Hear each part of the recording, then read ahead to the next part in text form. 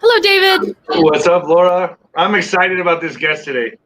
Oh, I know. This is awesome. Yeah. Mark Passio. Some say Passio, and I know he'll clear that up.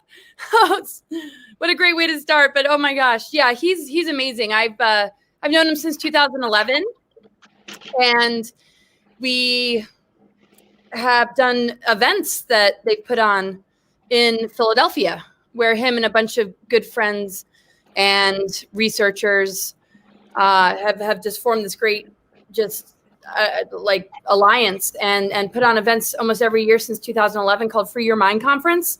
And he's definitely like one of my favorite lecturers of all time. He really hits it home and has had some, really interesting experiences and a very interesting background. And of course, I'll read his bio. But yeah, it's great to have him with us. You know, what intrigues me about this guest is how does someone go from being a Catholic or raised in that, indoctrinated into the Catholic Church or Christianity for that matter, and then rebel and go into LaVeyan Satanism and start studying or I guess you would say the Luciferian doctrine.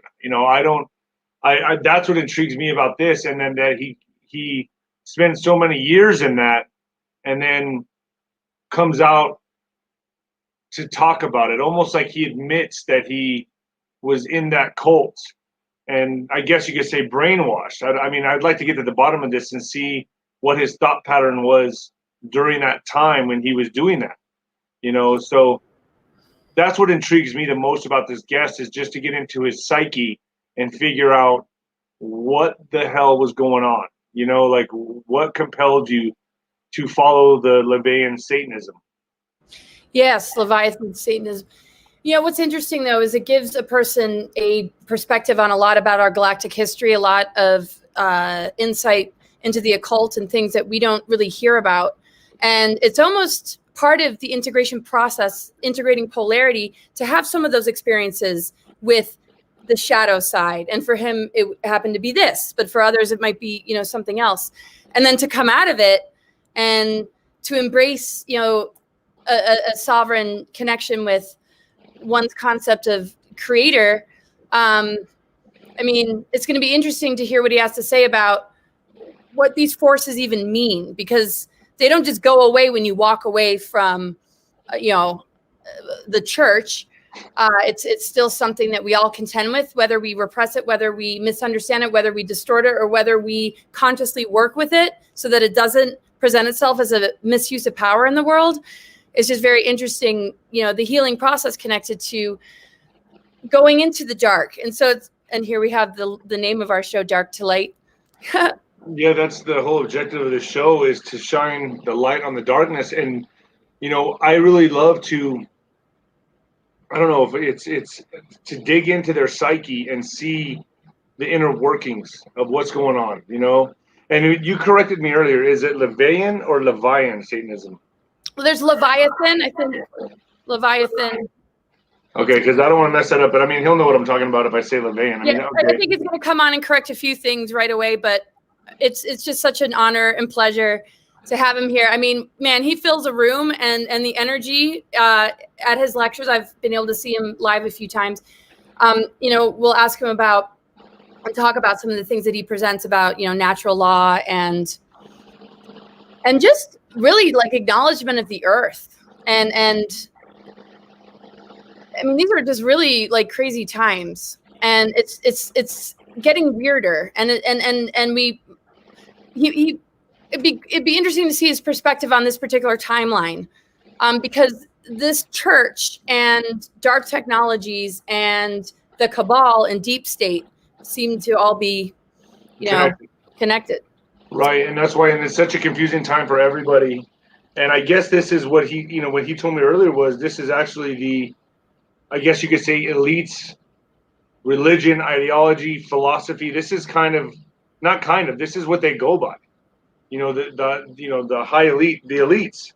So that to me, I find very interesting, and that's what I want to dive into with our next guest. And I just feel like there's so much to cover, to unearth, and I've never really understood this ideology or religion myself. I've kind of had some thoughts about it, and I've tried to understand it, but for me personally, I can never turn my back on God. But I understand that they view God in a completely, or what I would consider God, a completely different. They have a completely different view on how to look at God. They see it at a completely different angle. Well, there's So go ahead. Oh, sorry.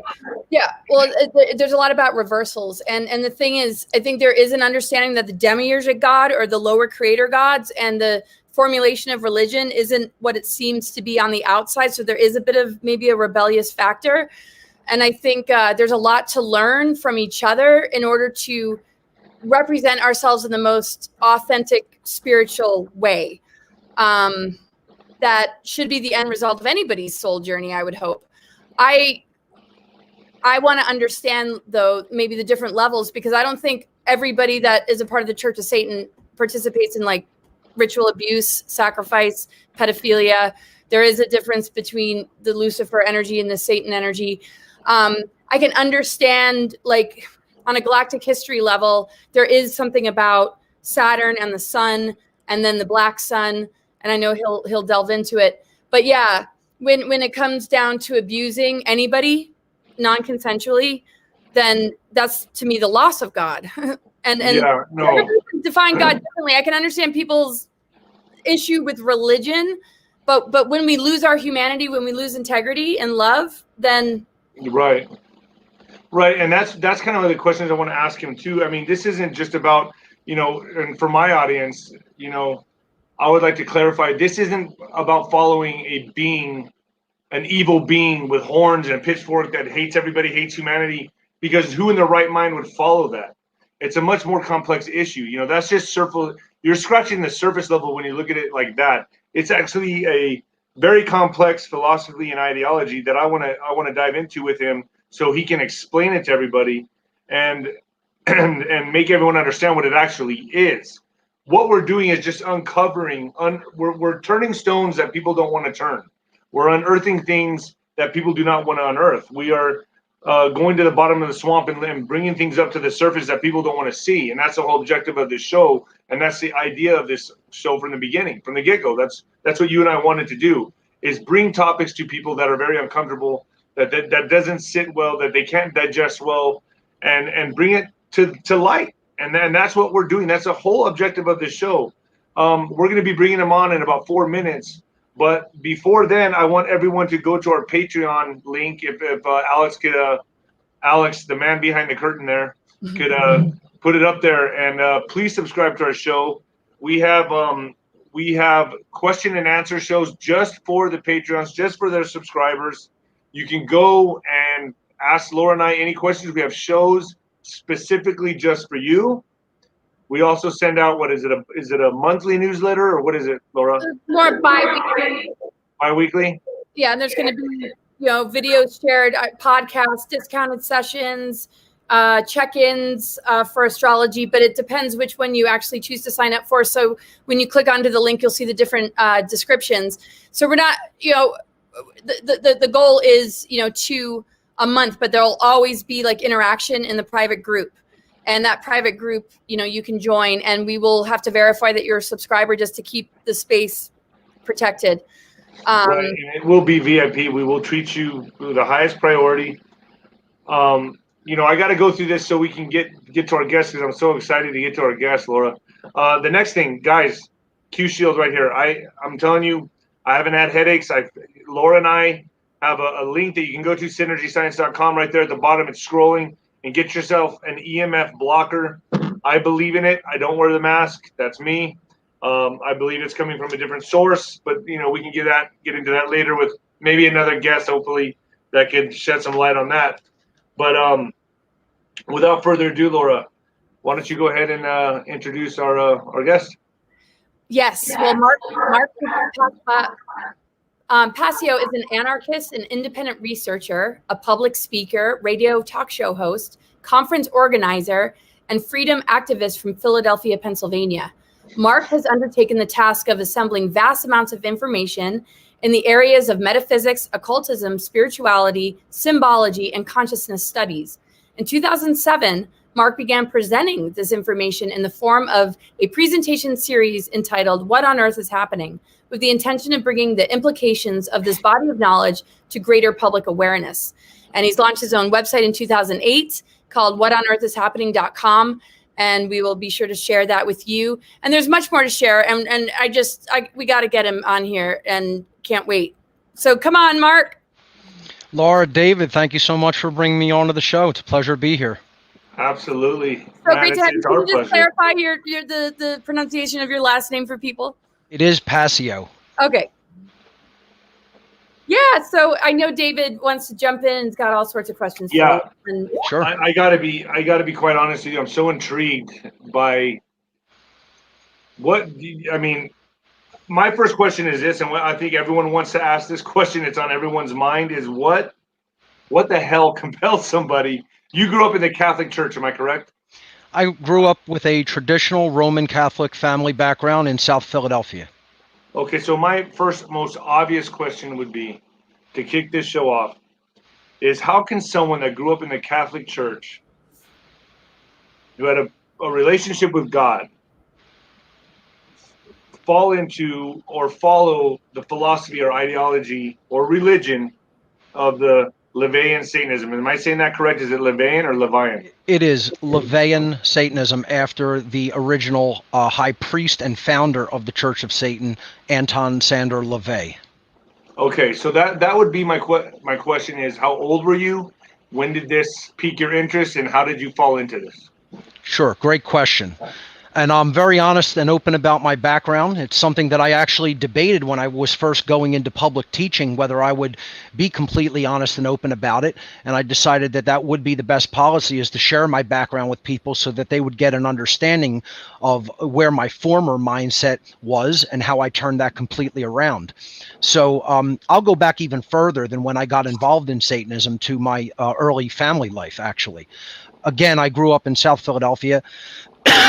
Italian family background, Roman Catholic, and people who I would say general members of my family, friends, community, people within the church community, within my school, teachers, etc. All were the type of people who didn't question things very much. They accepted the status quo as is and just said, well, that's life. That's the way things are. We don't ask questions about why it is that way. We don't try to change things. We don't try to rock the boat. Just accept it and go along to get along, and everything will be okay in your life.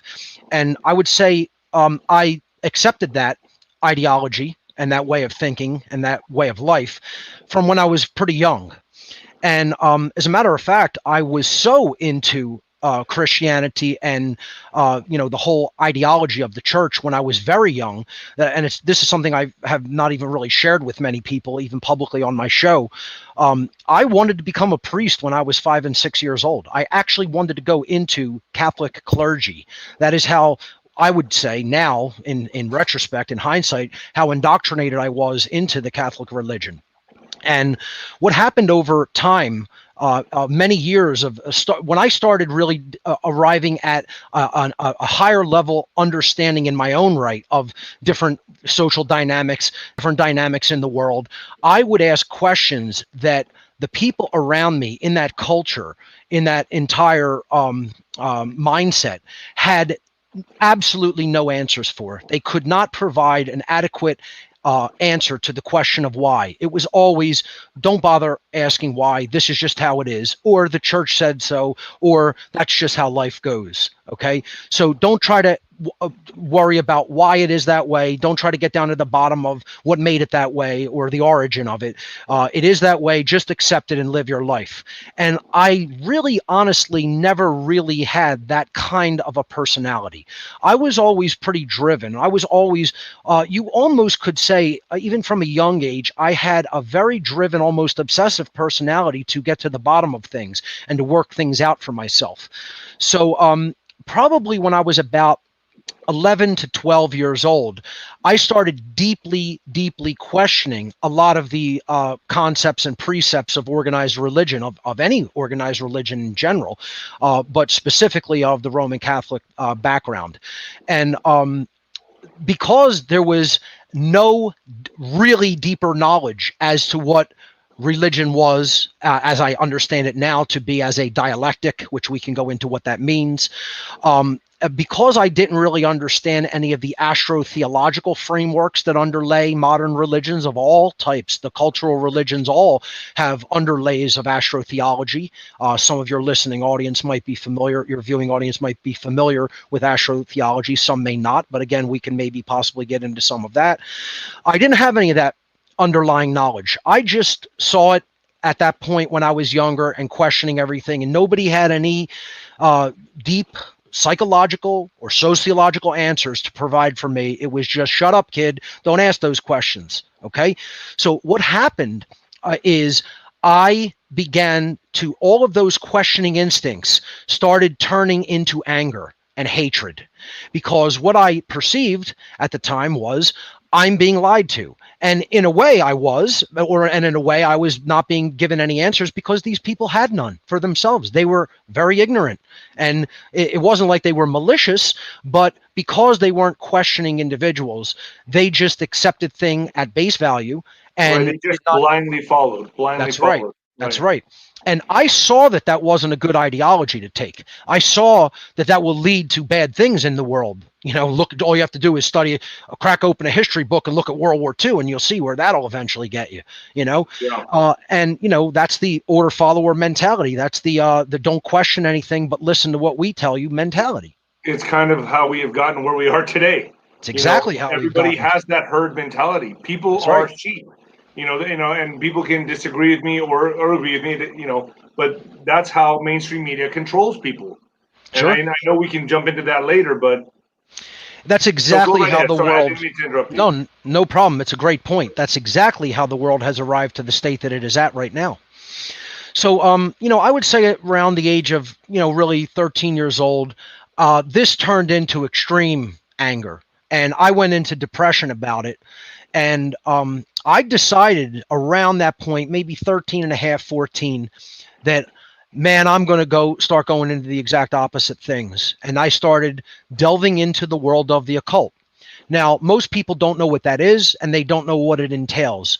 And I didn't delve into the world of nonsense occultism. I went into real occultism at that age and started buying books on different occult ideologies and traditions, and you know, studying things like tarot, studying things like you know, ceremonial magic, ritual magic, looking into Satanism, looking into Wicca. You know, I studied all of it. Okay. And I decided I wanted the thing that was going to drive me and my worldview and my life into the exact opposite of where I had just come from, because I perceived the whole religious world as a complete lie and a methodology of control and ignorance. And I still largely, to be honest with everyone, sort of see religion that exact same way today. I see it as a control system. I see it as something that will hold us back from truth if we don't grow beyond it spiritually. I, of course, consider spirituality as being very real, but I think most people who are in a very religious mindset don't explore spirituality and the inner world of the human psyche very much. So even knowing that then, that's what religion was really designed to do, is hold people away from that. At that point, when I was very young and in a lot of anger and a lot of hatred about what I perceived to as being lied to at the time, I just said, I'm going for broke, and I'm going into the exact opposite polarity. And I'm going to search for the deepest and darkest aspects of anything the opposite of Christianity has to offer, or the opposite of organized religion, period, has to offer. And in my studies in the occult, I came across what was known as the satanic ideology. This is concressed or crystallized, probably most in its totality, in the book known as the Satanic Bible by Anton Sander LaVey, who is Anton Levy. Okay. He basically took this name and started this ideology back in 1966, called it the Church of Satan. And there was a number of reasons he wanted to call it Satanism. Well, we can get into that as well. It's really kind of to go against the whole ideology of organized religion, take on an attitude of total selfishness, not look at service to any others, but total service to self mentality. And he gave it the name Satan because he kind of saw the biblical figure of Satan / Lucifer as, the polar opposite of this mentality that is embodied in Christianity of be selfless, help others, be altruistic, etc. And this is the type of thing that Satanism embodies. It is a religion or an ideology that embodies selfishness as its highest tenet or precept. And is it complete service to self, like you are your own God type of philosophy? That's almost identical to the first tenet or precept of the ideology. So you're not. Let me just take a side note here. So you're not really worshiping some guy with a pitchfork and horns, some being called Satan or some evil demonic figure, right? It's more that is correct. It's more so a philosophy of, worshiping a God and the mediator, Jesus Christ. It's more so saying, look, we are God. We can do all things through ourselves, which is God, right? That's almost identical to what the ideology really is about. Okay. It is the first tenet of Satanism. See, I want to try to delineate between what most people believe Satanism is and even insist that it is, versus what the ideology really actually is from someone who is actually clergy. And I've actually shared this information with people on my own show. I entered the Church of Satan back in officially a couple of years before I was actually ordained as a priest within this organization back in 1997. So I believe I entered it around 93. It was a few years before I was actually made priest. 93 or 94, something right around there is when I actually became what you would call a card-carrying member. I filled out the application. They do an extensive sort of psychological profiling on you to see if you have, the mindset that they favor, and then you pay a kind of a joining due, dues for joining, a one-time membership fee, and then they send you a membership card, and you're considered just a regular rank and file member. And if you want to go further, then you have to sort of, either be appointed or ask them for a further appointment to run like a chapter in your area, which they call a grotto. I want to make it very clear. I joined the Church of Satan under an assumed name. So for people that don't know what that means, it just means I joined under a fake made-up name. I did not use my legal birth name to join this organization. I chose a name from a book that some people would consider an occult tome called the Pistis Sophia. It is one of the texts of the Nag Hammadi scriptures of the Nag Hammadi library, as it is known. Some people say that the Essenes sort of wrote these texts. They are Gnostic texts that were found near Qumran, and they are a body of literature that is not considered the official canon of the Bible. So they are like considered books that other spiritual teachers at that time wrote that didn't make it into the canon of the Bible. Okay, 1 second, Laura, you were signaling you wanted to make a question. Go ahead. Yeah, but if you have one that to keep in the flow of what you guys have been talking about, go for ahead, it. Laura. What were you going to say? It's okay. Yeah, well, this is also interesting. So, and I'd love to ask more about that. I mean, you're the kind of person that we could just I could talk to you for hours. I know David probably agrees. So the initiation process, though, I mean, when people think of Church of Satan, there's like ritual abuse, or it's not just selfishness. It's also maybe harming those that are not in consensual agreement. But we see that also in the church as far as like pedophilia with priests in the Catholic Church. So Church of Satan per se does not take part in activities like that. I want to make it very clear that this is just a small organization that connects to the wider hierarchical network of worldwide Satanism. But they do share the ideology that the wider satanic network that really runs the whole world, that is the establishment organization or cult, if you will. I call it a cult, not an organization or an establishment. It's a cult that runs our world. Make no mistake about it. I was very, very low on that totem pole. Do not confuse the Church of Satan with being the top level elitist organizations that run the world. This is a small organization that feeds into that wider network at the higher levels of that group that's called the Church of Satan. You guys all have the same ideology, though. So what do you mean you're at the lower totem pole? Does that mean the elitist levels have a more connection to this? Like, yes. What does that mean? Like, yes, it means that there's actual like a hierarchy here that. Yes, there's a hierarchy, and the Church of Satan is one of what you might call the front organizations that interfaces with the public. And what they are trying to do, you could look at it as a psychological vetting procedural network. They are looking for people that they can groom up into higher, more powerful areas of the worldwide satanic hierarchy. This is just an organization that is searching for people who are totally disillusioned, angry, full of hate, psychopathic. I once, embodied all of those tendencies and had no framework of knowledge through which to get out of that mentality or ideology. And I knew dark occultism to a certain extent was knowledge that other people didn't know. Okay. Occultism in general, that's all it means. It means hidden. Would you say that most secret societies are based off this? Like not Satanism per se, anything like that? I mean, would you say this is part of the Levian Satanism ideology, or is that completely different, or is it the same thing? So it's difficult and takes a lot of time and study to research how the hierarchical networks fit together. But let's just call it like this. The ideology that one could learn at lower level satanic structures like the Church of Satan, taken to the utmost extreme, is really the ideology of the rulers of the world. And they make no mistake about it. They make no bones about it. Anton LaVey wrote this many, many times in his own writings. He called Satanism a philosophy for the masters of the world. He literally called it that in his own writings.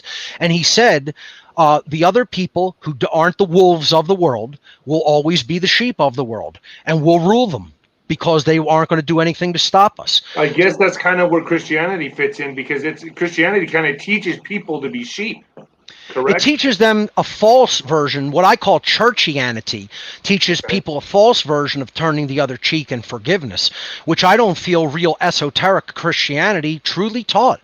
I think those are distortions. Those are satanic distortions of real Christianity, which I've given a whole presentation, practically a 6-hour presentation. I think it is maybe 5.5 hours, called Fake Ass Christians.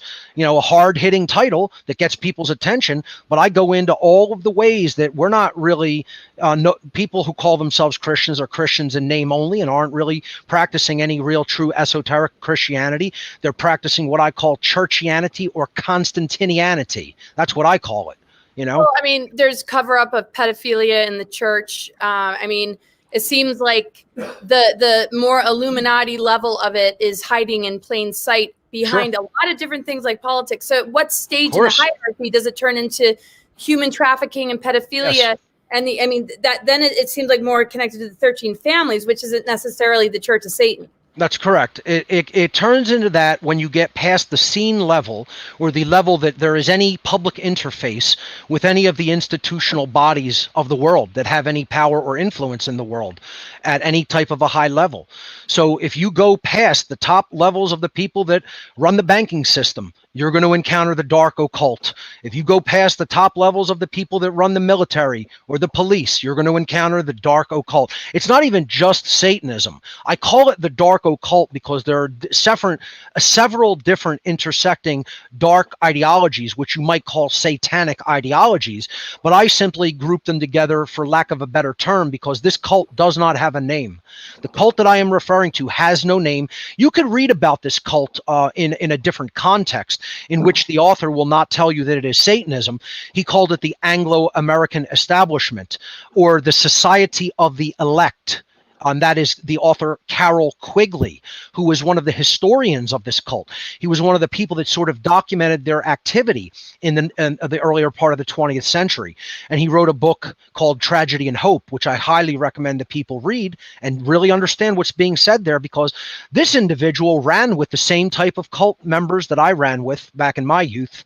And he told people he agreed with them. He wanted them to act as people who would cull the world at some point. The only thing he didn't agree with them on was their secrecy. He thought that they should come out and declare themselves as the new kings of the world, the new masters of the world. The old kingships and dynasties of the ancient world are all over, and now these are the new rulers. He believed in what some occultists refer to as the externalization of the hierarchy. This is something that people in the Theosophical Society wrote about. And they called it the masters of the world coming out in the open and telling people freedom was an illusion, self-governance was an illusion, democracy, or whatever you want to call it, an idea of a constitutional republic. It was all an illusion, and you've always been our slaves. And that's really the case. And that's what people still cannot see. Anybody who's, sorry to cut you off, but anybody who's involved in this cult or religion or ideology, they have to be, to make it at the very top, right? To make it at the very top, you have to be a psychopath.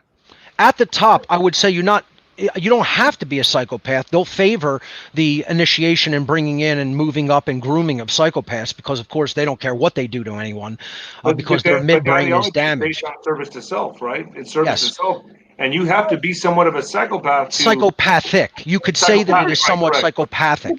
Doesn't this stem back to galactic wars and some level of ancient issues that we can barely wrap our head around? I mean, as to why they would go this far, and that's one thought, and then the other one is does the hidden hand, as far as the whole concept behind the hidden hand of what it needs to achieve as a negative polarity on the planet, of course, the timelines. I mean, where does that all fit in? They're getting it. They're winning. They're getting that dark harvest without a doubt. It's happening. It's happening now.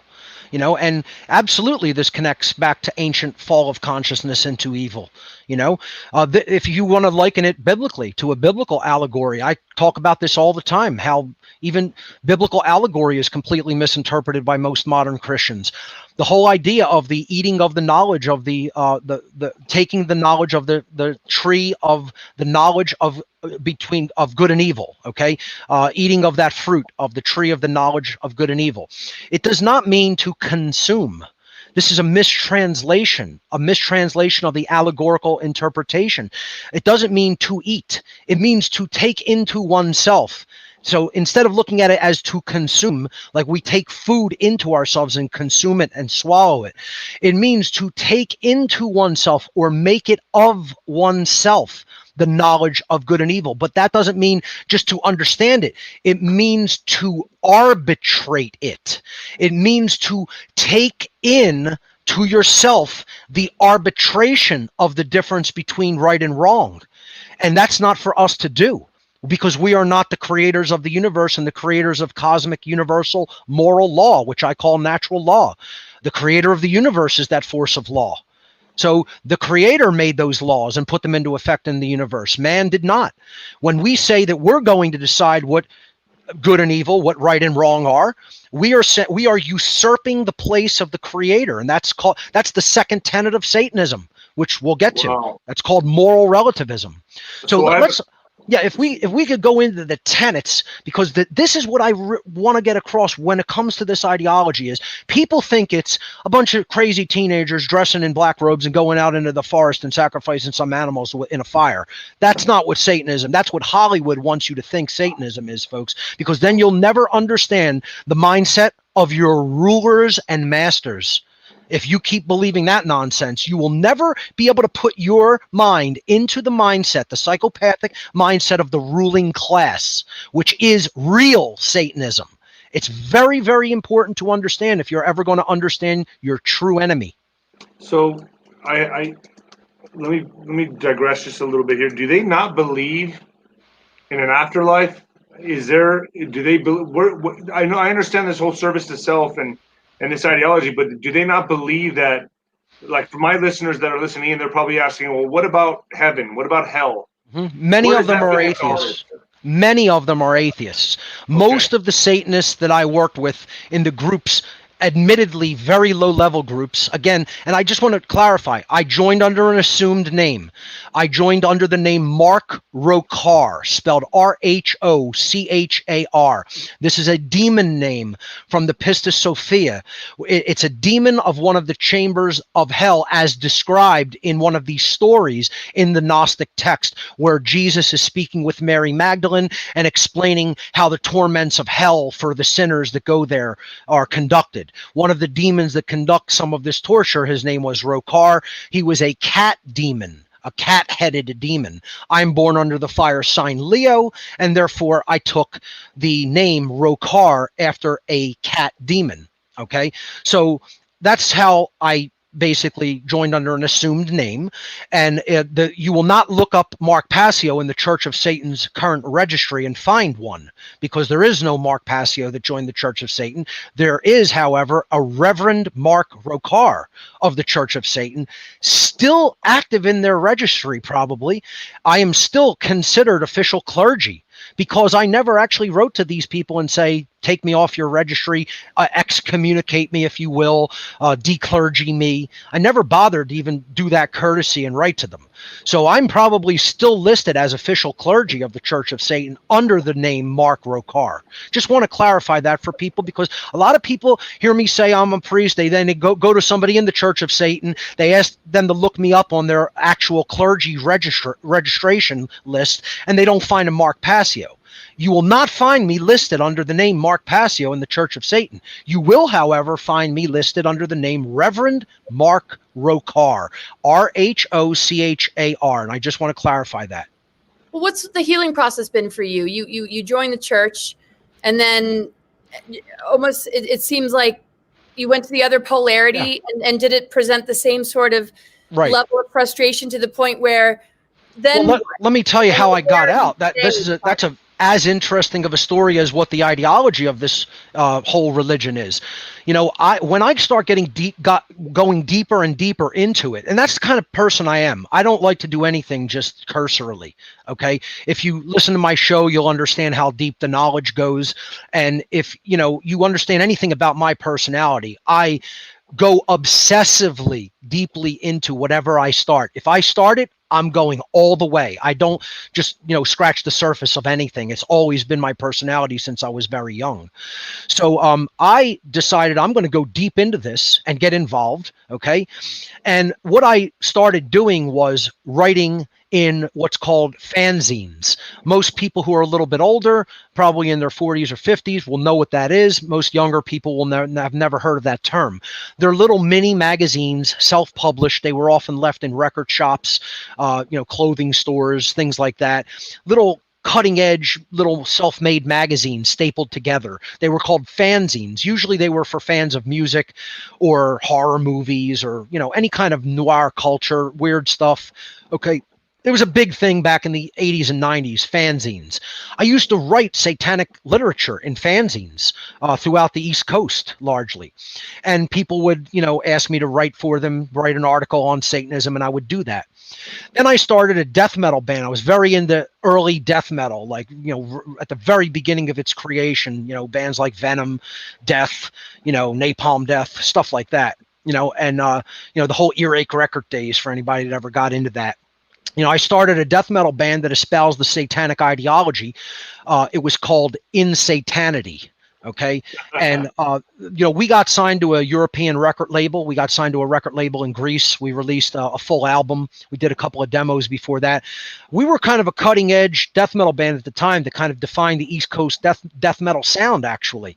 And the band is actually still alive. I handed it off to a friend. He's still doing it. But, I really wrote a lot of satanic lyrics, satanic ideology in this band.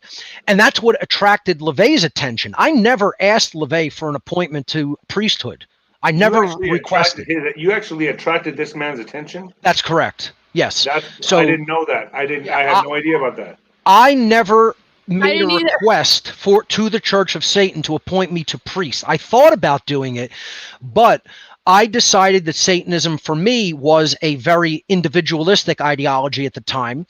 And I only associated with a few Satanists from my area who I was very close friends with at the time. And we did our own self-practices, if you will, self-conducted rituals. And I didn't really want to start my own grotto within the Church of Satan because I looked at that as, well, that's sort of collective mindset. I don't know if I want to make my own chapter. I wasn't really that into doing that. But what happened was LaVey himself noticed my writings in fanzines, and he noticed my band and the ideology. Your music? What's that? Was he listening to your music? Well, I think what happens is reviews are done by other Satanists in satanic publications. Oh, wow. There were a couple of satanic publications at the time.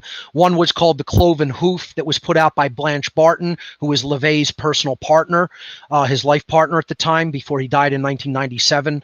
And then there was another satanic publication called The Black Flame, which was put out by Hell's Kitchen Productions in New York City, run by Peter Gilmore, who is now the current high priest of the Church of Satan. And I think my band got reviewed in some of those publications. And I also was writing satanic ideology in other fanzines, which may have come to LaVey's attention. So he wrote to me and appointed me priest in the Church of Satan. That's their lowest rank, aside from rank and file membership. Okay, so there's everyday rank and file membership. Then up above that, there is priest. And then up above that, I believe they have magister and magistra. Okay, so you're higher level magicians. And then above that, there is the high priest. And there's only above them, there is called the Council of Nine, and which is an advisory council to the high priest. And then at the top is just the high priest, which was Anton LaVey at the time. Okay, so you're a priest. What does that entail? You being a priest, does that mean you hold seances, rituals for others? I was empowered to act in the capacity of the rank of priest for the Church of Satan as an organization, which has spelled out powers and duties. So I could legally marry people. And to this day, I actually technically There's people that get married in the Church of Satan. Yes, absolutely, legally. It's an official government registered religion. So you could look this up in the government registry. The Church of Satan is officially recognized as a religion by the United States government. Wow. So I am actually legal clergy, believe it or not. I constitute legal clergy. I can legally marry. Okay. Where are you I can legally perform funeral services. Okay. So it's clergy. It's clergy just like a priesthood, except this is satanic clergy and this is a real religion. And go ahead, Laura. Yeah. I mean, what makes it like Satan, even though you're not, I know you don't see it as an entity. Right. What sets it apart So that gives it such an identity? And where are you today with how you feel about it? That's a great question. And this could lead very well into, what the ideology really is. First, people would ask, well, what is Satan to a Satanist? Satan to a Satanist is not what Satan represents to somebody in traditional religion or Christianity or to the average individual. Okay. There's a whole list of what Satan represents. All you have to do is type the 9 satanic statements into any search engine. You can go right to the Church of Satan's official site and see what Satan represents. And there's all kinds of, aspects of human beings that Satan represents. But above all, Satan represents the self as God. That's the number one thing. That's self as God. That's actually the New Age spirituality. Oh, sorry, real quick. Is it Antichrist though? Is it Antichrist though, or is it just? It's Antichrist in the sense, like I said, that Christians see the Christ figure in their scriptures as connected to religion, though, because the religion kind of ruins. There is none. There is no connection to the Satan of the biblical scriptures or the apocryphal scriptures of Christianity. None. Unless it's through the religious propaganda, maybe. Okay, go ahead, David. Sorry, right? There's two reasons they choose Satan as the symbol, right? There's two reasons they choose Satan as the symbol. Satan is chosen to associate Satanism with this very quaint belief in the devil under the Christian ideology. And people hearing this for the first time would be like, no, that's not what it is. Folks, I was a priest in the religion.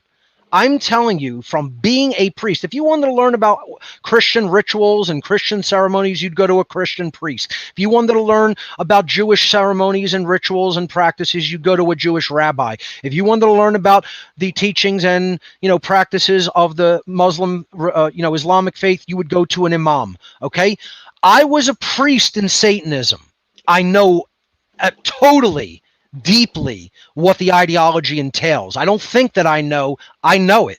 And I've been trying to expose this for over 15 years with very, very little success. Some people get it, but most people will refuse to because they're hooked on the idea that Satan is the biblical figure in the Bible, okay? They use that deliberately because they don't want you learning their mindset. So they took that to dissuade anybody from looking at what Satanism really is. They know that's the thing that will keep most people from ever understanding their ideology, okay? Second, they deliberately identify with the force in nature that creates chaos, disorder, and the opposite of evolution, what in occultism is known as involution. And in the ancient Hebrew teachings, this was called Ha-Shatan, which means the Satan, or the adversary or the opposer of the evolutionary force of creation, which is the creator of the universe and its laws. Right, it could be a catalyst, and then there's Janus, and there's Anubis, and there's different archetypes. Sure, it's like Horus versus Set. They're two opposite polarities. They represent the sun and the light. One is the true light. One is the dark light. Right. So, go ahead. Yeah. So my question leads to this these new ideologies that are coming out, like The Secret or Eckhart Tolle. Is that all a form of like the New Age religion that's pushing forth now? Is that all a form of this Levian Satanism? It's a third dialectic trap that is laid for people that don't fall into the trap of organized religion or the trap of dark occultism. But it is a trap. It's a trap. It's a trap. I call it the last cul-de-sac before the gold mine. Like people will say this phrase, last cul-de-sac before the gold mine, right? Where you hit the jackpot. You don't quite get there because it keeps taking you around and around in a circle, where the gold mine's over here. And then there's a cul-de-sac that goes around in a circle. You traveled this long path to get to that gold mine to get the spiritual gold. But then there's a circle right before it that keeps you going around and around in a trap. That's New Ageism to me. That's the New Age religion. So they go hand in hand. The Satanists that I worked with, guiding people right into that. Satanists that I worked with told me that they were the controllers of the publishing houses of the New Age religion. And I believe them. I absolutely feel that they were telling me the truth. They said, we are going to put so much false spirituality out into the world through the publishing houses that we control that we will have people's heads spinning on their shoulders. They told me this while I was involved with them. So how do you view Jesus Christ and Christianity as an organized religion? An organized religion, then and now, I don't hold it in high regard. as an esoteric understanding that embodies a form of consciousness, I hold it in utmost regard to an idea of apotheosis. Even it can be elevated to an idea that it connects with the godhood, with the Godhead. But as far as organized religion goes, you can leave all that in the garbage dump as far as I'm concerned. And I'm very vocal about that. I think all religion needs to go for humanity to be free. All cultural religion needs to go. The religion of money needs to go. Most of all, the religion called government needs to go, because that's one of the biggest religion there is. The religion of the belief in authority is an utter religion. It's a false religion, and it is teaching an ideology that goes directly against the laws of the Creator. Directly against it, and most people are reeled into that satanic religion, and they believe in it with firmness, with absolute religious fervor, and they don't even understand they're going against the law of creation by even accepting it and believing in that nonsense of authority and government. Go ahead, Laura.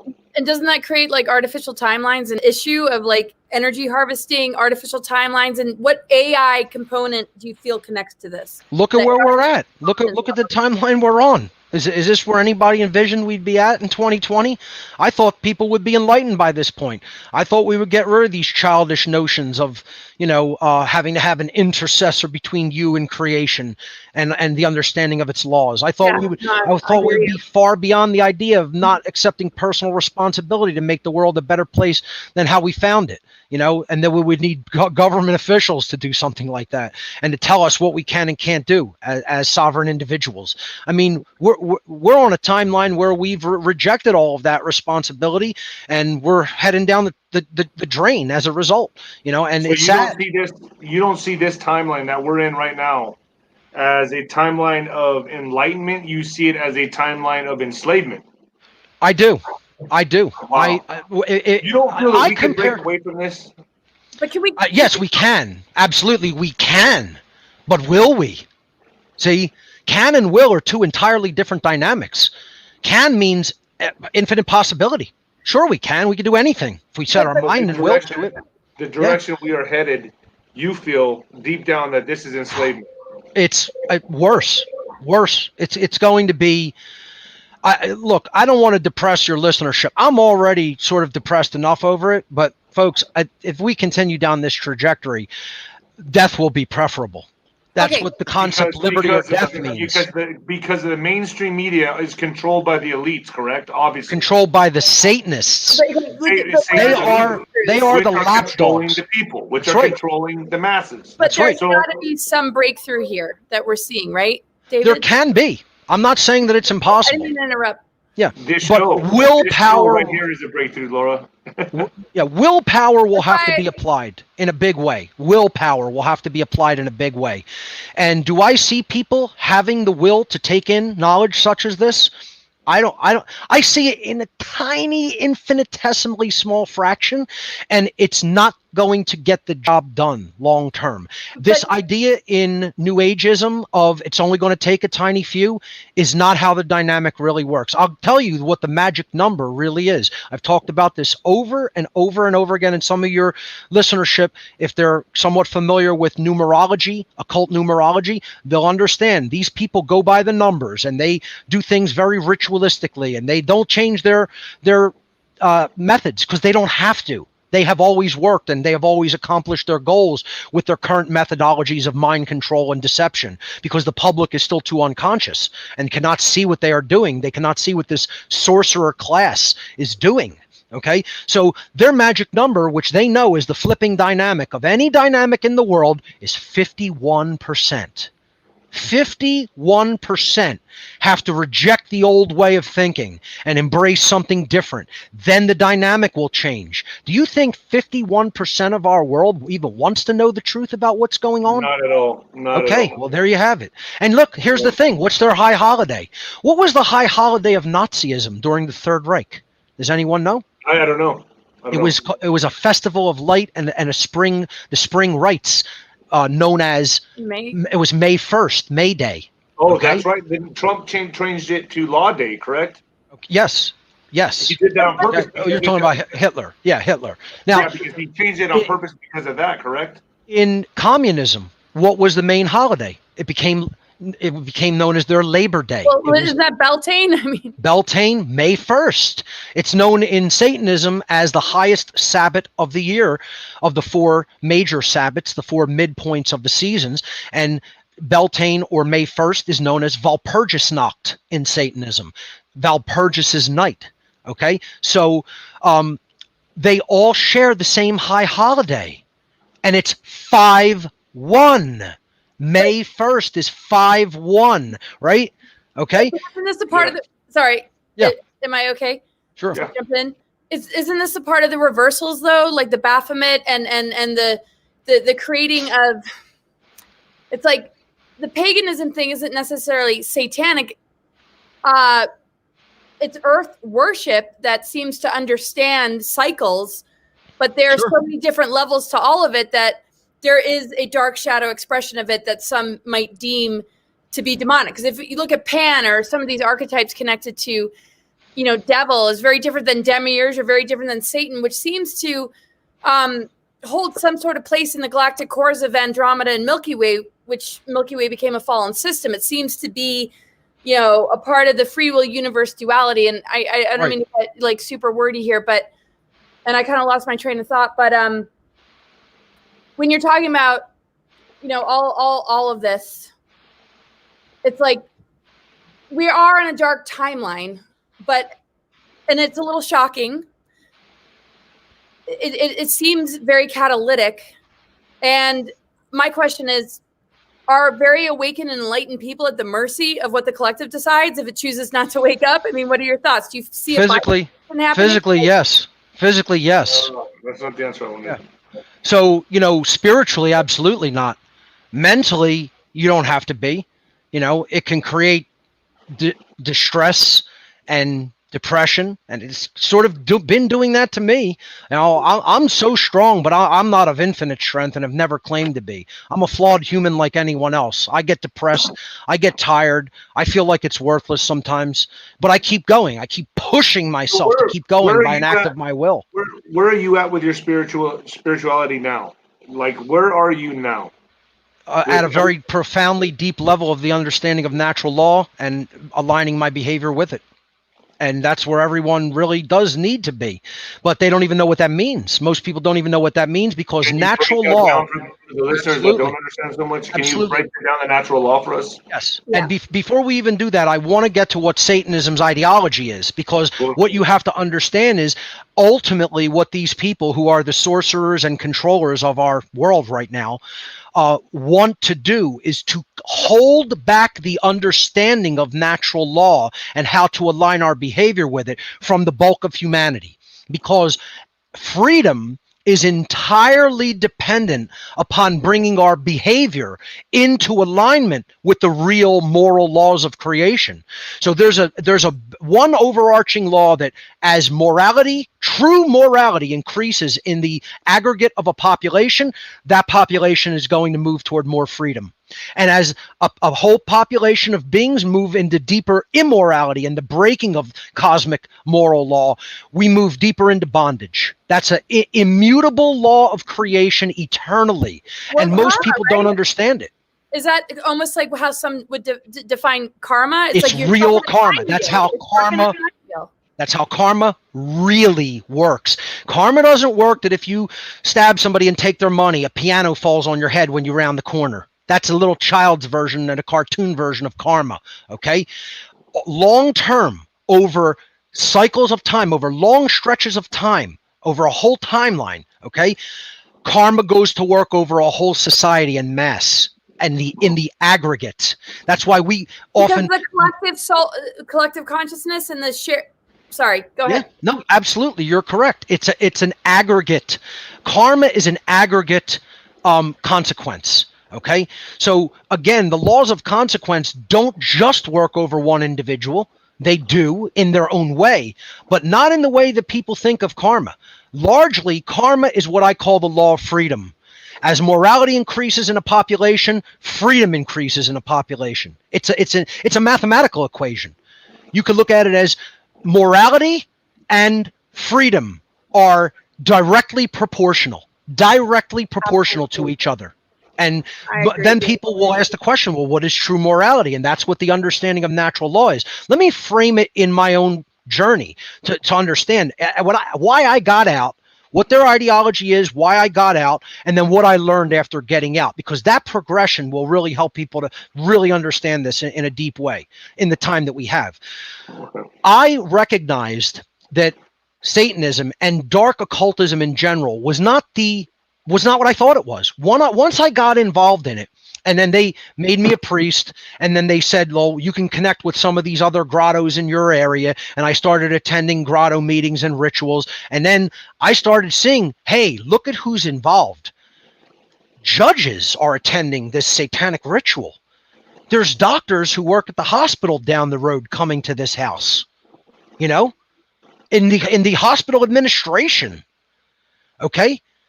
Politicians, people on the city council arriving at the satanic ritual house where the ritual was to be conducted. All right. Teachers, bankers, you name it. You name the area and influence and power structure and the infrastructure of any level of society. Satanists were there, and they were at some of the highest positions of power of those institutions. And when I started seeing that, I was like, whoa.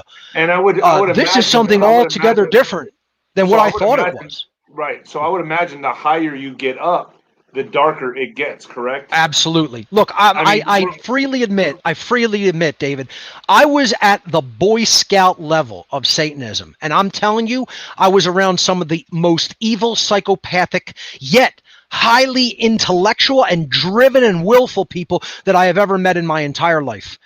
And I could only imagine where it goes. I don't understand their concept of the soul. Do they not believe in the soul? Do they believe that they just die? That's it, kaput, it's over? Many of them do. Yes, many. Not all. So it's not a blanket statement. At all. Many of them do not. Some of them do, but they're the minority. And I would say that some of the very higher level ones do understand that there's a spiritual nature to the universe and there is a soul. Okay. The higher level ones do, believe it or not. Let me tell you what they're really rebelling against. They are rebelling against the laws of consequence in nature called natural law, karma, universal moral law, whatever you want to call it. Okay. They are so enraged that exists, and they know that it exists. Okay. And they want to be able to do whatever they want without consequence. See, they hate that they are bound by any law in creation. They see the whole universe as a prison. That's their whole mindset. They see the entirety of creation as a prison because there are consequential laws for behavior, for human behavior. That's why they're mad at the Creator. That's right. That's right. And that's why they want to usurp the place of the creator of the universe by becoming God in a tiny little morsel of the universe called Earth. Dark use of technology, and that's what AI basically is which will eventually shield them from physical death. Yes, yeah. And jumping timelines through, all these different methods and what goes on an underground bases and off planet and the kind of beings that they generate, the great alien agenda, it's all connected. They're connected with off-world. They're connected with off-world intelligences. I would say that they connect with hyper-dimensional, or what you might call other dimensional intelligences. Without a doubt, they believe in that. Some of them will act to summon forces like that. And again, I don't necessarily subscribe to all of that, but they believe in it. See, again, another thing people have to understand is someone else's deeply held convictions and religious beliefs. You don't have to share them. You don't have to believe what these people believe. They believe in it. Group mind thing. And then there's, assimilating humans into a hive mind in order to lose sovereignty. But real quick, so I know we need to get questions from audience, and David might have one more question, but isn't there an ancient hatred of the earth and the Sophia energy, and this Baphomet thing is connected to utilizing the trauma of the exploded planets at things like Tiamat and Maldek? I mean, is that anything that came up? I think that our asteroid belt is an exploded planet. I think that something so tragic happened there that's where it eventually went, to the destabilization of an entire planetary being, that was once a planet. And I think that can happen here. I think that's how far we can go into evil. The evil can win. A lot of people want to believe, no, good always wins. No, good doesn't always win. Good has to have willpower behind it to win. Folks, do not think I'm saying that these Satanists are all powerful. They are not. As a matter of fact, they're like unloved little angry children, okay? Right. That are actually worthy of derision, okay? But in the 3D space, these people have used their powers of intellect and their drive and their will to deceive and manipulate the masses of people with an innumerable barrage of mind control techniques that most people have fallen for because they have no spiritual shielding against it. They have no mental, emotional, and psychological shielding against it. And, don't think that these people aren't powerful adversaries and enemies in their own right. We should never disrespect them as an enemy, as an opponent, okay? Disrespect them as a total evil psychopath, but never feel like, oh, we could easily defeat these people. They're very powerful in the 3D space and even beyond, because they know what they're doing. They know everything about how the human psyche works and how to manipulate it, and they know the real natural sciences and real laws of nature, and they know how to sort of skirt these things. They rebel against it. They rebel against it because they get other people to do their bidding. They're not getting the big brunt of karmic debt and consequence come down on their heads. Their order followers are the police and military. Mind control and pedophilia. It's like a child's not making a choice. That's a little different, and that's the exception to the rule. That's a very, very, very, very tiny percentage. That is physical hard wiring through trauma, through physical abuse and trauma, which is the extreme instance, and I would say that is the rare instance comparatively. But most people are just words are whispered in their ear, and they're told this is true when it's completely false, and they use their free will to accept it as true and then go and act on it. And that they're karmically responsible for that, because we may not be responsible for the things that we learned when we were a child that weren't true. Other people embedded those beliefs into us, but we are responsible for straightening our own head out as an adult. And people don't want to do that work. They don't want to take responsibility for undoing the things that they have taken on into their belief system that aren't serving who we are and where we say we want to go as a species.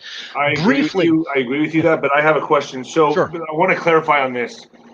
So basically, this would lead to transhumanism. This is why they want to usurp karma, because they don't want the karma. They don't want universal karma coming back to them. They want to be their own gods, almighty, everything, and usurp karma. And that is why we're going into this AI transhumanism direction, to where they can just live forever and do whatever they want to do. And basically the universe will be their playground. So ultimately, they really are scared of death. Yeah, absolutely. They eventually want to be able to transfer their consciousness into some form of artificial intelligence device so that they can continue in another body or in some form of a cyborg type body system. They're not really trusting God. They're not trusting the Creator on. Of course not. The natural they want to be God. Not only don't they want to trust God. Why can't they just surrender to the source they came from? Why are they fighting against the thing that we're allowing it? The people are allowing them to win. Because the cabal and these things wouldn't exist unless we were feeding it, is the thing. And that's where the lack of awakening is happening, right? Let me try to frame it within the satanic ideology, okay? So, and let me say, folks say, oh, you can't ever leave these organizations. You don't know what you're talking about. I left as easily as saying, I don't want to be involved in this anymore, and this is the last time you'll see me. And they're like, don't let the door hit you in the ass, son. Just like that. They're like, you think we need you? We don't need you. We don't need anybody. We already own and control the world. We already own and control all the countries, all the banks, all the police, all the military. There are lapdogs. You think we need you, boy? They're like, out you go, and don't let us see you again. And they said, go do your worst, trying to tell whoever you want to tell. They don't care. They feel like they have this place on lock. And in a matter of fact, they do. It's a done deal. It's a done But deal. what about To them. censoring, though? Obviously, they're threatened by something if there's so much censoring and there's so many tactics. They're to threatened by people really understanding how they think, who they are, and learning natural law, because that will totally turn their game board upside down on their heads. So they are afraid of some things about us, right? They're Well, afraid of our yeah. capacity to learn and activate our will. That doesn't mean that we're doing it, but they are certainly afraid of the human capacity to learn, to grow, and to activate our will and actually make a difference in the world and put our knowledge into practice. That's what wisdom is. They're afraid of people doing that. They don't want that. And they stop that by stopping knowledge. They want to stop people from the knowledge of natural law itself. That's the most deeply occulted knowledge in the world. But is it a shock that like Epstein got busted and Hollywood's crumbling, or did they expect that on the timeline? Like, okay, well, No, I don't necessarily think they just planned that to happen. no, not planned it, but is that like a fluke? Like they're like, oh my God. Yeah, they definitely don't want that coming out. The whole thing with Pizzagate, the whole thing with the Podesta emails, they don't want the public to understand. That's where the whole fake news narrative came from. They're like, oh, they're in a panic mode. They're like, tell everybody this is all fake news, and the media just runs with fake news. They can't even debunk it because you could download the emails. It's a 5 gigabyte Mbox file. You could download it right from WikiLeaks and read their emails. Read what they're talking about trafficking children. I mean, it's all out there publicly for anybody that wants to understand it. So yeah, that was panic mode for them. They don't want people to understand this. But the last thing they want people to understand is to understand their ideology and to understand what natural law is. The satanic ideology can be summed up in 4 basic tenets or axioms, underlying beliefs. Okay. The first one is that the highest aspect of the purpose for life is service to self, selfishness mentality, what I would just call egoism, whatever you want to call it. You have to stop looking at Satanism as the worship of any entity and start looking at it as the elevation of the self to godhood. Okay, so now start with that as your premise. Start with that as your baseline axiom, your fundamental belief system. Okay, where does it go from there? Well, if I'm God, right, I could basically make up whatever rules I want. Good can be whatever I say it is. Bad can be whatever I say it is. I'm the lawmaker. I'm God. I'm the utmost in creation. I'm the highest power, right? So forget there being any objective standard of right and wrong behavior.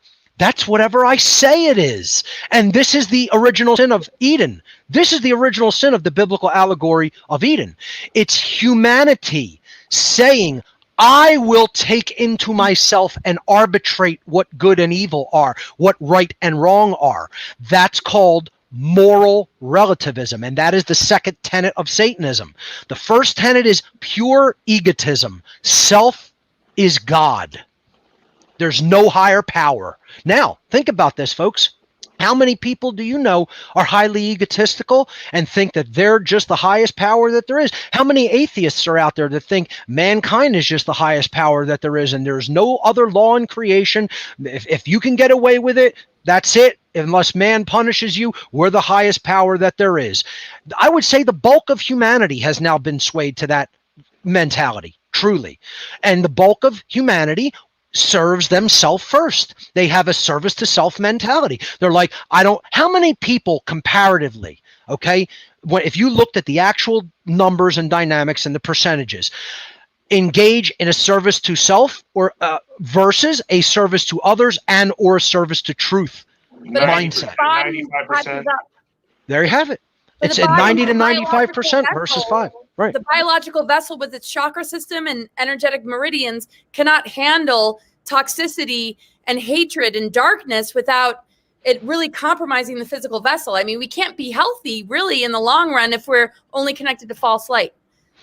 Without a doubt, that these people are totally connected to the whole inversion principle. Everything that they teach and bring forward into the world is inverted and corrupt. Look at every institution. And to vampire off of others to make up for that lack of direct connect with true source, which is literally a sovereign. Right. I love what you said about vampire. These are vampires. This is vampirism. The allegory of this occult ideology and their differences in thinking was actually what the TV series True Blood was about. I tell this to my viewership all the time. True Blood was about vampires, and there was two sects of vampires. One believed in staying hidden and operating occultically in the shadows, and then the other group believed in what they called mainstreaming, feeding on people in public and telling people about their existence. That's the externalization of the hierarchy in the dark occult. And there's people in the dark occult that have these two opposing ideologies. They sort of, have differences of opinion and how they want to go about it. I think we're starting to see the people who favor the externalization of the hierarchy win out, and this is what this whole thing is about. They are going to lock things down further and further and further until this class of people comes out and says we're the gods of the world and we will kill anybody who opposes us. And that's why we're conditioned. That's why they're conditioning the youth, and they're indoctrinating people in schools, and that's why they're going to try to bring in pedophilia as the LGBTQP, the P at the end of at the end there, we're going to bracket it up. They're going to put it in the same bracket. Yep. I know normalization of insanity and inversion of everything that is good. Everything that is good is now bad. Everything bad is now good. The people that are wearing masks and scared of this virus, they don't realize that they have just enslaved themselves into bondage. They are now slaves to this system. That is what they've just allowed themselves to be. Am I correct? Without a doubt. We've been slaves. Humanity has been enslaved. It's not that we're enslaving ourselves now. These people have already been ruling us through mind control and belief that we're free. Here's the thing, and they've been able to accomplish policing each other. Now people are policing each other. That's right. With this bondage. Like, you don't need, I walk around without a mask because I like my air, I like my oxygen. And people with the mask that don't seem to see, they don't have the veil lifted yet. They don't understand what's really going on here. They don't understand the big picture. They will harass me and tell on me to the manager of the store, he doesn't have a mask on. It's like we're in third grade. And it's because they believe in They believe in the nonsense story that the mainstream media has told them about the deadliness of this alleged pathogen that spreads the way they say it spreads. I have a totally different view on that. That probably is going to be the purview of this show. But, for the purposes of getting people to understand how I came out of it, first of all, I really deeply understood their mentality, which was total egotism, moral relativism, which there's no objective right and wrong. It's subjective, and it's whatever I think it is, and no, it is not, ladies and gentlemen. Morality is objective. If you're a moral relativist, you are destroying human freedom, and you're part of the problem. Okay, so that's Satanism. Satanism, one of the biggest tenets is moral relativism, the belief that there's no such thing as real right and wrong objectively in nature. It's different for every human being, and we can arbitrate it. That's the taking of the bite of the fruit of Eden and flaunting that in the Creator's face and God's face and saying, you're not the law creator, you're not the maker of moral law, humans are, or I am. Okay, now the third tenet, We're going to take questions because we're running out of time, and there's a lot of people that have a lot of questions for you. Yes, and it's an absolute lack of humility. It's like humility is lost when there's egotism, and the ego is a gift in this free will universe. There's two basic not competing, but complementary forces: free will and natural law. We have free will to act and choose our behaviors, but we may not behave without consequence. There's always choice followed by consequence. The causal factor is the choice, and then the behavior creates the manifestation. That's the real law of attraction, folks. That's how natural law really works. Natural law is eternal. It's immutable. It is based on objective morality, and it gives us the consequences of the choices that we make and then the behaviors that we choose and enact. Okay, Mark, I'm going to go ahead and read this first question for you. Sure. Mark, you said the founding fathers weren't perfect, but we're in a boost in consciousness. We're boosting consciousness. Is the Q movement a similar boost in consciousness? Can you expand more thoughts on Q? Justin Carpenter. I'm not going to have too many good thoughts to say about that. I would never compare the founding fathers to the so-called Q movement. I think Q is some intelligence agency psyop. from deep in the deep state, to get people to stand down and not take any action themselves, and to think, oh, the white hats got it. They got this. Don't worry about it. We don't need to act. I don't subscribe to it.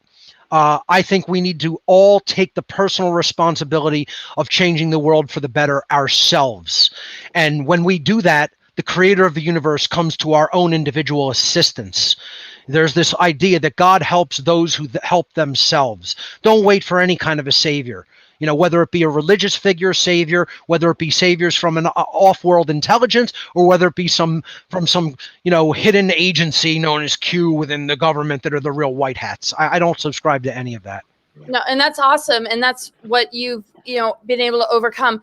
Fortunately, I feel like I know enough proactive people that take the breadcrumbs of Q, but they're not complacent, and some are, and you're not complacent as a being, and you are a role model. I don't wait for somebody else to tell me any of those dynamics. I study them for myself very deeply and come to accurate conclusions about the dynamics taking place around me.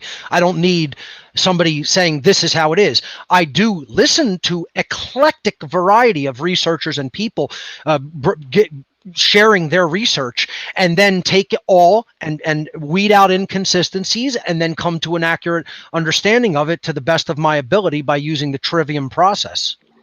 Okay, let's get to the next question. Go ahead. What is the difference between dark Luciferianism and Satanism? Fantastic question. Dark Luciferians are those who I would say do understand that there is such a force in creation and law as natural law or karma, moral law, and they have rejected it, and they do know that there are consequences for the rejection of that, so they get other people to bloody their hands for them. The dark Luciferians are the ones at the highest levels of power and control of our world, and Lucifer simply means light bringer. That's all it really means, okay? And there's two variants of Lucifer as the light bringer. Is it the true light of the creator of the universe and the laws of the creator, or is it the dark light of sorcery and manipulation? And knowing how that works and then manipulating that dynamic to wield it as a weapon over the ignorant, okay? That's dark Luciferianism. Okay, so the dark Luciferians do understand how karma really works, how natural law really works, but they are in rebellion against that and hate that it exists. So their worldview is, we will reign in hell rather than serve in heaven. We will become gods on earth and rule other people that we will turn into our slaves and subjects. And Satanists are slightly different. They take on a similar ideology, but they believe that the universe is a static, dead, physical matter only place with no spirit. They are more atheistic, and they believe in Satan as a force that will enable them to have power and dominion over the world, and they sort of do the bidding more of the dark Luciferian higher level sorcerer class, in my estimation.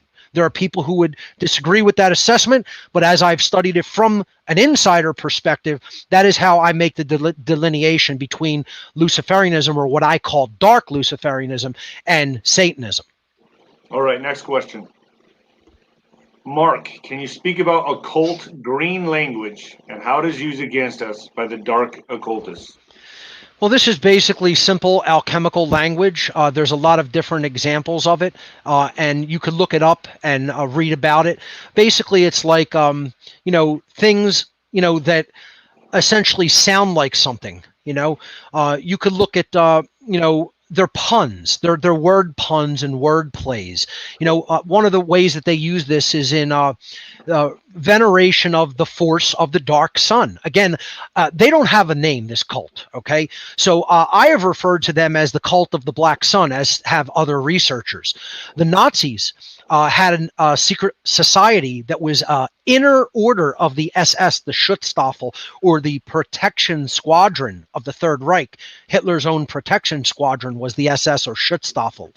And within the Schutzstaffel, which was considered some of the highest levels of the Germanic and Teutonic forces, were dark occultists, led by Heinrich Himmler and Carl Willigut, and Hans Kammler and other dark occultists. That their ideologies stemmed out of ideologies like Ariosophy and theozoology, ideologies that created the Nazi religion.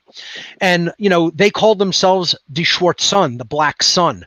That's probably the closest thing that I could give them to a name. Again, people like Carol Quigley have called them the Society of the Elect.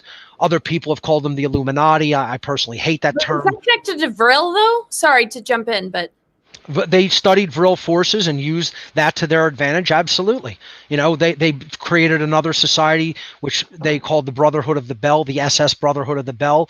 But that goes to the green language, Bell or Baal or Bill. It's one of their God's names. And again, when I say their God, they don't see Satan as an actual entity. They don't see Lucifer as an actual entity. It's an archetype.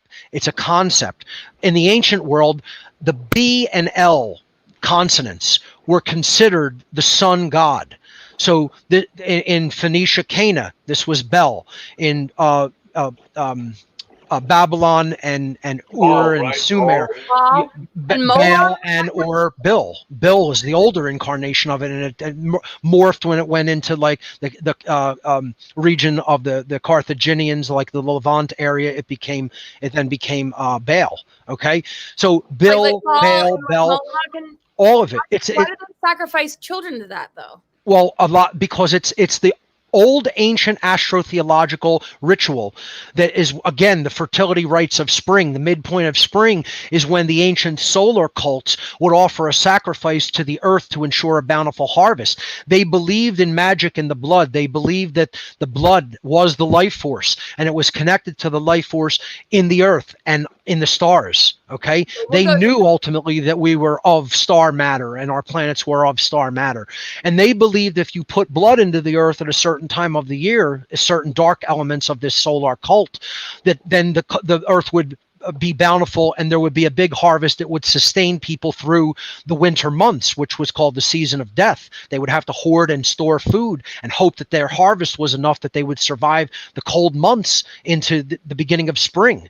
So that's the time where the planting season's really in full swing, and then you're going to harvest it later in the course of the year before descending into fall and the sun losing its strength. This was all about the sun and the earth. Okay, and that's why they gave sacrifices in the ancient world through blood ritual sacrifices. Exactly. Exactly. All right, let's get to the next question. Who was the god that they sacrificed to? The sun god Huitzilopochtli. That was the god that they killed tens of thousands of people on the altars at Teotihuacan, but the Mayan cultures. Yes. Yeah. And I all about the Mayan calendar and I studied that. To go back to that former question about green language, right? Just think about it. What do we all focus on our energy? We focus it on bills, to pay bills. What do you pay bills with? The dollar bill, right? Okay. Right. It's all there. The bull is Satan. The concept of Satan is bull. That's connected back to the sun god when the sun was in Taurus, the constellation of Taurus, in the precession of the equinoxes. It's the Wall Street symbol. Calendar with the ox. Of course. It's the Wall Street symbol, the golden bull. Okay, so where does Freemasonry fit into Satanism? I would say it doesn't directly. It indirectly does, because at higher levels, I would say there is a very bad degradation of Freemasonry, and the lodge system is fallen and corrupt, and it would definitely feed into Satanism at the highest levels of Freemasonry that have gone rogue and corrupt and clandestine in their understanding of esoteric Freemasonry. Freemasonry itself is not something that should be completely shunned and say, oh, this is evil. No, it is not. It is an occult tradition like Kabbalah, like Tarot, like Rosicrucianism, like many other ancient traditions, theosophy, etc., that is there to teach natural law and to teach morality, but it has horribly fallen because the occultists knew they had to infiltrate it and degrade it and water it down and get people to use it in ways that it was never intended to be used if they were going to control it, and ultimately to control the knowledge of natural law from reaching people, in a huge way. That's the last thing they want. Let's go to Wow. the next question. My study is the I Ching, which relate. I think that's you. Your turn, or Yeah, I'll go for it. What's the connection between Black Sun and Saturn? I'd say there's a pretty direct connection because the Saturnian cult was part of the stellar cult, and when that, that's even older, some would say, than the dark solar cult that is now what I would say is this cult that rules the world. And Saturn is considered possibly a failed dwarf star, failed brown dwarf star, even in modern cosmology and astronomy. Researchers might consider Saturn a potential proto brown dwarf. And so they considered that potentially a star that just simply did not ignite. But if you look at it in the sense of the energies and the chakra system of the entire solar system, Saturn is the root chakra, or the Malkuth center, if we look at it on the rungs of the Kabbalistic tree of life. And it is considered the disciplinarian and the one that will act as the one that is the attractor for the involutionary force, not the evolutionary force. It kind of holds us grounded and rooted and in earthbound identified consciousness, which is exactly what where this cult wants us to be. So they identify with Saturn as the black sun. All right, but next yet question. there's that Saturn moon matrix and the artificial component, which seems to be taking. It seems to be that's where the distortion is. Whereas if that was not on Saturn, it rules the law of structure and the root system for the tree of life, and recovering the tree of life out of like learning knowledge based on the tree of knowledge, like self-knowledge, right? And you know what? That it doesn't have to be that dark negative influence. Saturn is grounding. It's grounding. Yeah. Yeah.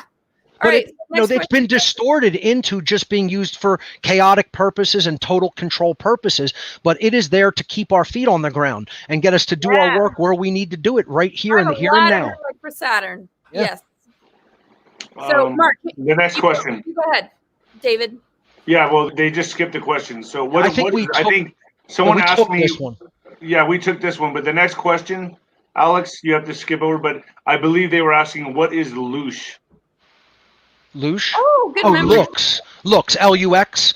It's no, like L-O-O-S-H. What is Loosh? I've never heard the term. I don't know. Oh, no, like the reptilian feeding on the Loosh, creating like trauma, and then it feeds on it. Okay, I'm not familiar. I mean, I think these beings definitely feed on etheric energy. I'll probably use a better word and the original word and a different word because we've been talking about it all night. Okay. It's when all these like psychological operations take place and create trigger events, and it brings up anxieties and fears, and then is this a relatively new phrase? Is this a relatively new nomenclature for giving that concept, or has this been around for a while? Because I've never heard it. It doesn't even matter. Let's move on to the next question. Because what is the ultimate goal they strive for in Satanism? Do they worship anything? Okay, Miranda so Anderson. Great questions. Yes, I got out and developed the conscience to leave this because I had previously thought that their goal was just to sort of understand how psychology works, deep psychology. That's how you have to look at the occult, folks. You have to look at the occult as deep ancient psychology. It's knowledge about how human beings really work on the inside and in their mind. And then, dark occultism is taking that knowledge and manipulating others with it. Like a master psychologist could manipulate somebody that knows nothing about what's going on within themselves. The Ring of Power from Lord of the Rings. Sorry. That's right. It's exactly like that, And, when I realized their goal wasn't just to do that at an individual level so that they could have like an advantage over their fellow human beings in their personal life. That's what drew me to it. I was an ego and I wanted to have an advantage over my fellow human being in my life by knowing things that they didn't know. And I knew knowledge could be converted into power even when I was young. Okay. So that was why I went into this in my ego. Plus, having perceived religion as a trap and a control system, I wanted to just fly into the arms of the opposite. And believe me, that's why they set these dialectics up between religion, New Age, Satanism.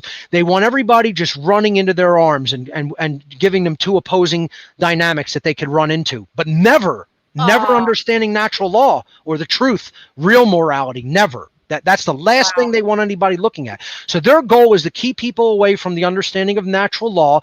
And in doing so, by doing that, by making people not understand natural law, all of the power aggregates to them, and they will eventually become masters of everyone else and gods on earth, where their rule will not be able to be challenged because of they will create a technocracy by which people will not be able to come out of their trap and their enslavement. They will not be able to physically do it at some point. We're still at the point where we have this technology available to us. We can communicate this knowledge to the world.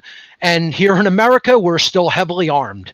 So, and that could have to play into it. It did back in 1775 and 6, and it may have to again. And I think that option should never be taken off the table in the 3D space. And All right, I won't Mark, we're gonna take one more question, and then we're going to close up the show, and we appreciate you being here, Sure. but let's go with one more question. Sure. What positive actions and solutions can we take at this time? What are you doing to prepare for what lies ahead? Sorry, Laura, I know that was your question. Sorry. well, I was muted, so thanks for taking it over. All right, what positive actions and solutions can we take at this time, and what are you doing to prepare for what lies ahead? Sure.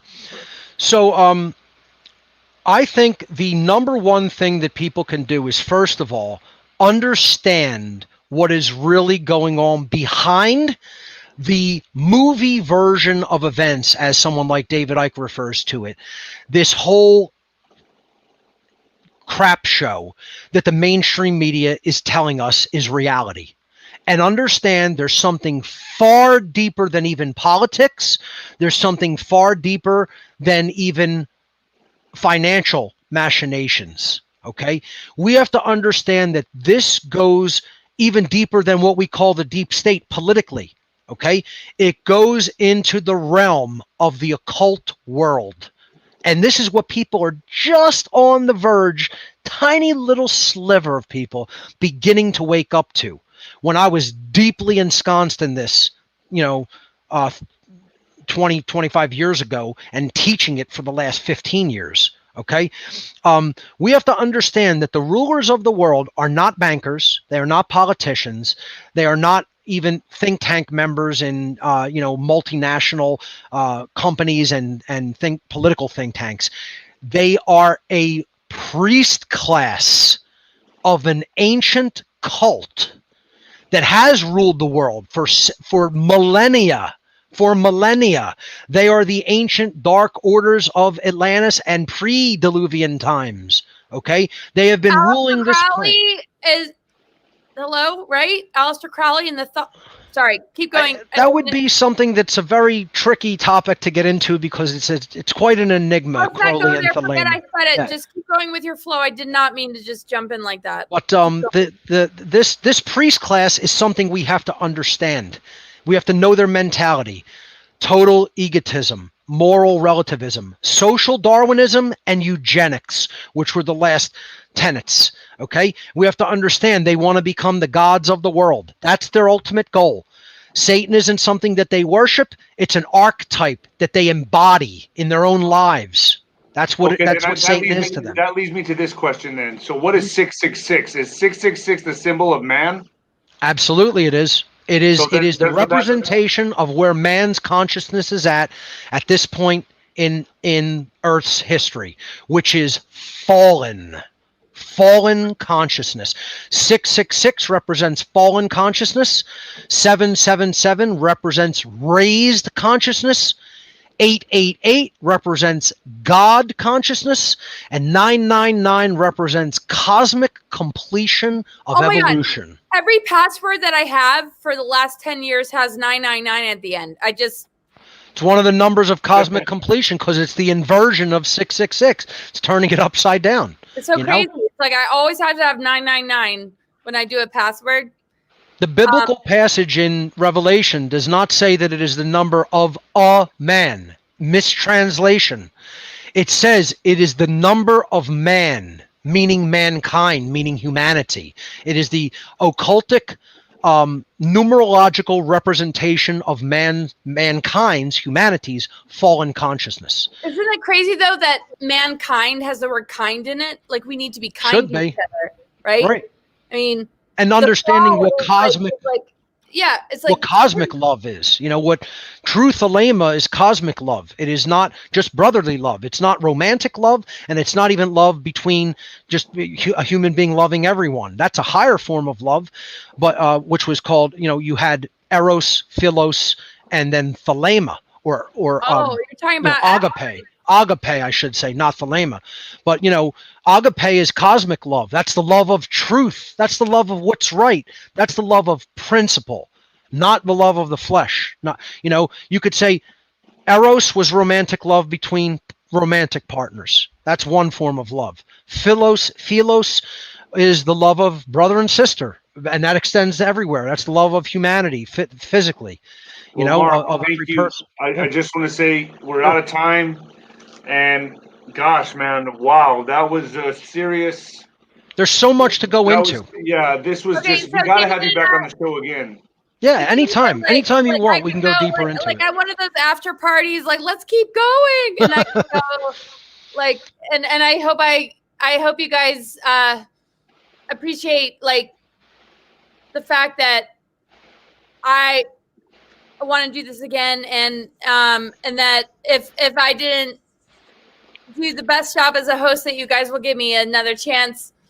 And I've just really enjoyed talking to you, Mark. You're like... Not at all. You guys were both awesome. And, you know, anytime that you want to go any deeper into it, I'd be honored to come back. No problem at all.